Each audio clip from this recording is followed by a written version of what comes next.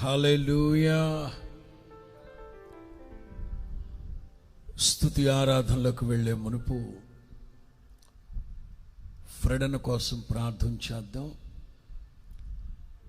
సరిగ్గా 10 రోజుల క్రితం, ఇవాళ 28,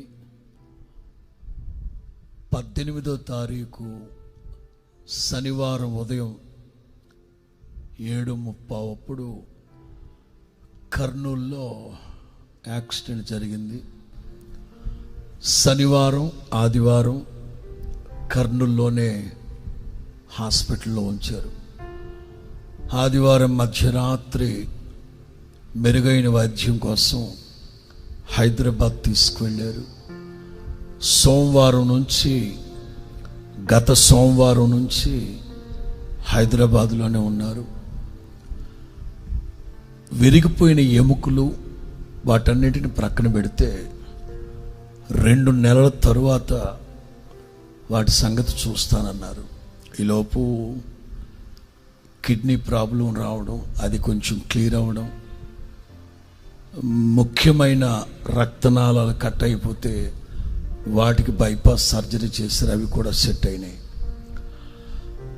నిన్న డిశ్చార్జ్ చేస్తానన్నారు. నేను హైదరాబాద్ వెళ్ళాను. కానీ కొంచెం ఇబ్బందికరమైన పరిస్థితి ఉన్నందువల్ల ఇవాళ దాదాపు 4-5 గంటల సేపు కొంచెం చిన్న సర్జరీ జరిగింది. ఇబ్బందికరమైన పరిస్థితి అన్నారు. మనందరం ప్రార్థన చేద్దాం. ఒకే ప్రార్థన, ఇన్ఫెక్షన్ ఎక్కువైపోతే అంగవైకల్యం అన్నారు, ఒకటే మాట. అంచేత సేవకునికి అలాంటి పరిస్థితి రాకుండా, ఇన్ఫెక్షన్ రానివ్వకుండా ప్రభు నిష్కలంకమైన రక్తం చేత గాయాలన్నీ కడిగి శుద్ధి చేసి, వస్త్రపు చెంగులో ఉన్న శక్తిని, ప్రభావాన్ని ప్రసరింపచేసి, చెప్తానే ఉన్నాం. డిశ్చార్జ్ అయ్యి గుంటూరుకు వచ్చాక కలవచ్చు అని చెప్తున్నాం. చాలామంది మరి ఇబ్బందికరంగా ఉన్నందువల్ల ఇన్ఫెక్షన్ ఎక్కువైపోయింది. ఇవాళ కూడా ఆపరేషన్ థియేటర్లోకి వెళ్ళాక నేను బయలుదేరి వచ్చాను. దాదాపు 4-5 గంటలు సర్జరీ జరిగింది. ఇక్కడికి వచ్చేటప్పుడు కూడా మాట్లాడాను, ప్రార్థన చేయించమని కోరుకున్నాడు.